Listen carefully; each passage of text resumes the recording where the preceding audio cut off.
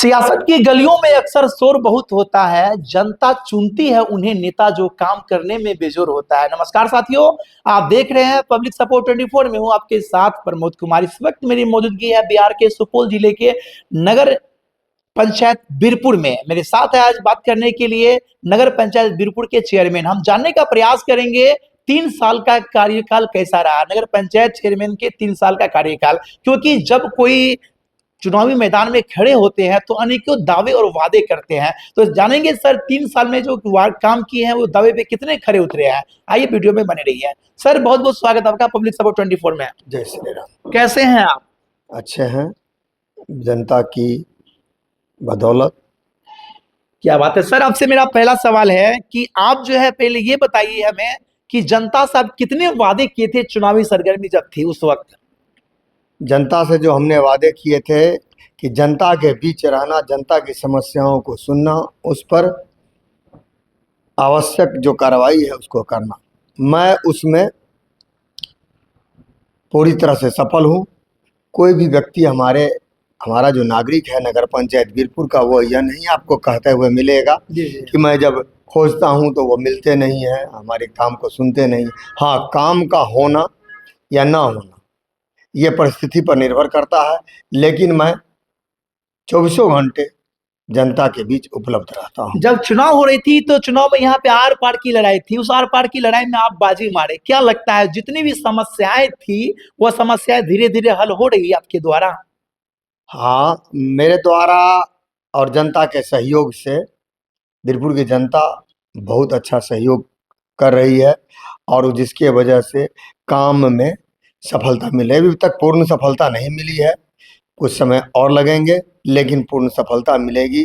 जो भी विकास का हमारा कार्य है, जो भी हम जैसे प्रधानमंत्री रोजगार आवास योजना है, इन सभी में हमारी जनता को कहीं कुछ दिक्कत का सामना नहीं करना पड़ता है, कहीं कोई रिश्वत नहीं देना पड़ता है। यह हमारी बहुत बड़ी उपलब्धि है। रही बात विकास और सौंदर्यीकरण का काम, वो आप देख ही रहे हैं। हमने सौंदर्यीकरण, विद्युतीकरण, प्रकाश की व्यवस्था का जो साफ सफाई की व्यवस्था जितनी करनी चाहिए, हर संभव हमने उसको किया है। सर देखा जाए तो बीरपुर में आए दिन बहुत समस्याएं हुआ करती थी, क्योंकि पहले के जो चेयरमैन थे उनपे अनेकों शिकायत हुआ करती थी। क्या लगता है कि अब वो शिकायत जनता की दूर हो रही है?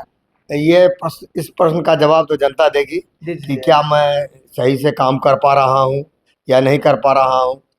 मतलब उनके बीच में उपलब्ध रहता हूँ, नहीं रहता हूँ, इसका सही जवाब तो जनता ही देगी।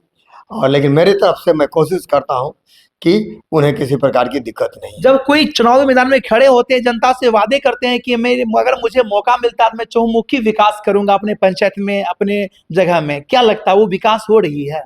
जी हाँ, सरकार के द्वारा प्राप्त निधि का सदुपयोग करवाना, उसको स्थल पर लाना, यह हमारी प्रथम प्राथमिकता है। एवं जनता के द्वारा जो शिकायतें हैं उसको दूर करना, ये उसमें हम काफी हद तक सफल हुए हैं। बच्चे आपके 2 साल कार्यकाल का रहा है, 2 साल में कितने ऐसे काम और करने हैं जनता जानना चाहती है?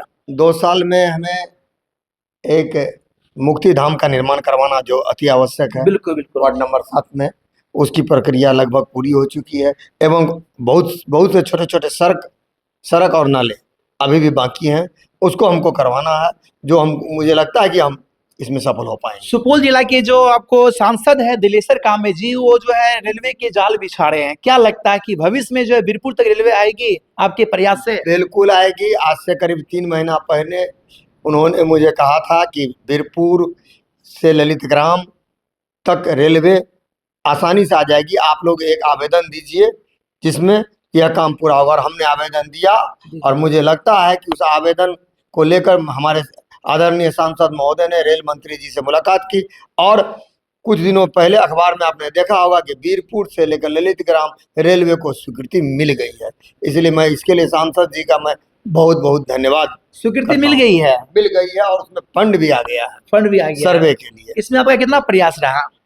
मेरा क्या प्रयास रहा, इसमें सांसद जी का प्रयास रहा और इसके लिए मैं सांसद जी को बहुत बहुत धन्यवाद। और हम लोगों की कोशिश तो रहती ही है, हमारे रेलवे संघर्ष समिति के लोगों का भी प्रयास रहा। हमारे देश के प्रधानमंत्री नरेंद्र मोदी है, पिछले दिनों जो है दरभंगा में जो है उनको मार लगाकर गाली दी गई थी, इस पे आप क्या कहना चाहेंगे?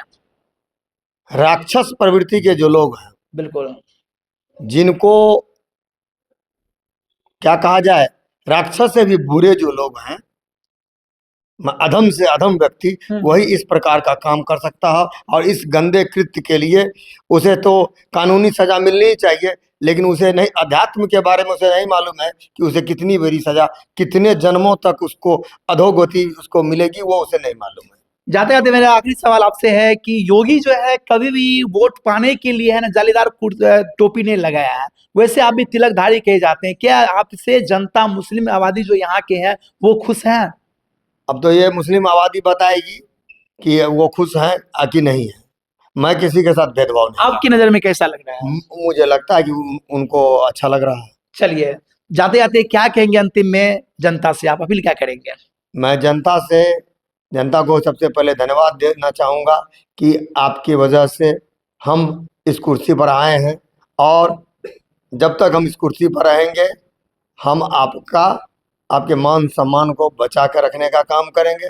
विकास के काम में तो हम लगे ही हुए हैं, और अन्य भी किसी प्रकार की समस्या हो, आपको हमसे जब जरूरत हो, आप हमसे सीधा संपर्क करें, हम आपके लिए 24 घंटे तत्पर हैं। चलिए, पब्लिक सपोर्ट से बात करने के लिए आपका धन्यवाद सर। धन्यवाद। तो ये थे मेरे साथ सुशील कुमार, जिन्होंने अपने 3 साल के कार्यकाल के बारे में बताया। दोस्तों, इनका 3 साल कार्यकाल ये बता रहे हैं कि बहुत ही प्रभावशाली रहा, बहुत ही अच्छा रहा। 2 साल जो बचे हैं, जो भी काम है वो काम करने का हम प्रयास करेंगे। बाद बाकी हमारा ये प्रयास कैसा लगा, सर के बारे में क्या कहना है, राय कमेंट करके बताएं। और आप देखते रहे पब्लिक सपोर्ट 24। मिलता हूं और वीडियो में, तब तक के लिए धन्यवाद। जय हिंद।